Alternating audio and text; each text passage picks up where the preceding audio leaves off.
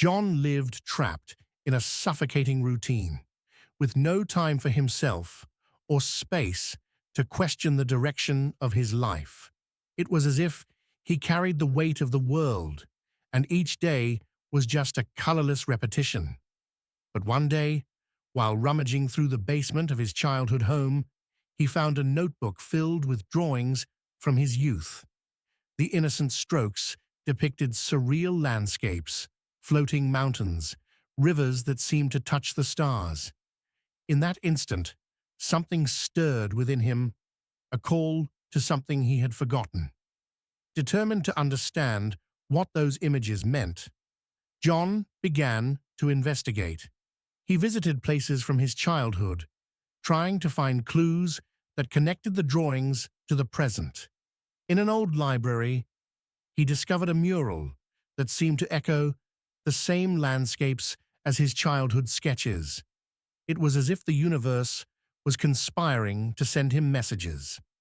With the notebook always in hand, John started drawing again. But this time, the strokes were guided by repressed emotions, fragmented memories that emerged like a river breaking through a dam.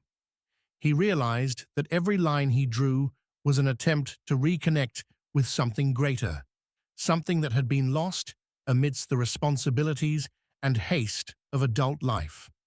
An unexpected encounter in a bookstore led him to a book titled Creating Worlds: The Power of Imagination. In its yellowed pages, he found a phrase that seemed to speak directly to him. The places you seek are not outside you, but within, waiting to be discovered. This made him reflect on the true meaning of his drawings. Could they be a mirror of his soul? As John delved deeper into this journey, he began to realize that what he truly sought was not a physical place, but a state of mind. He wanted to reconnect with the dreamer he had left behind, the one who believed in infinite possibilities. But to do so, he needed to confront his own fears and limitations. One day, while drawing, an unexpected figure appeared. Himself, but different. It was a version of himself that seemed to carry all the scars and victories of his life. This moment was a turning point.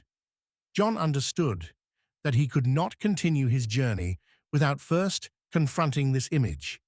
The drawing became a symbolic mirror, a representation of who he was and who he could be. John decided to revisit a special place from his childhood, a forest where he spent hours drawing and imagining stories.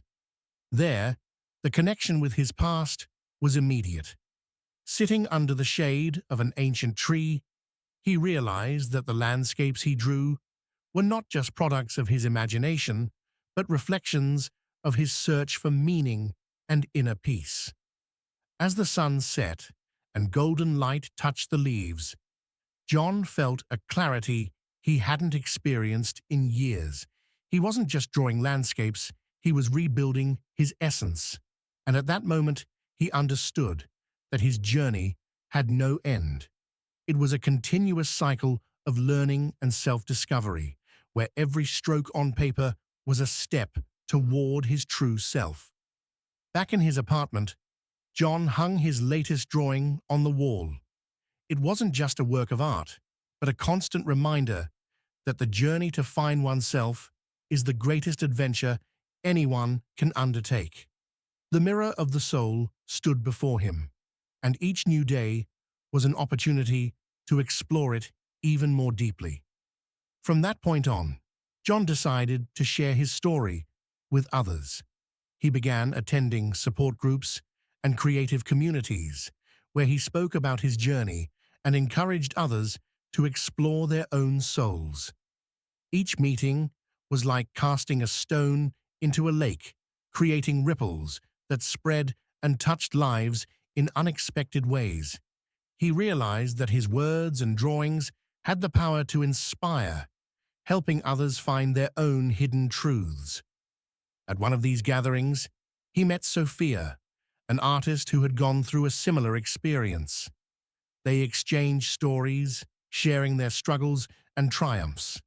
The connection was immediate, and together they decided to organize an exhibition called Mirrors of the Soul. The event showcased works reflecting the personal journeys of different artists, creating a space where visitors could see themselves in others' stories. The exhibition was a success, but more than that, it was a catalyst for profound changes. John saw how art had the power to transform, to heal invisible wounds, and to open doors to inner worlds.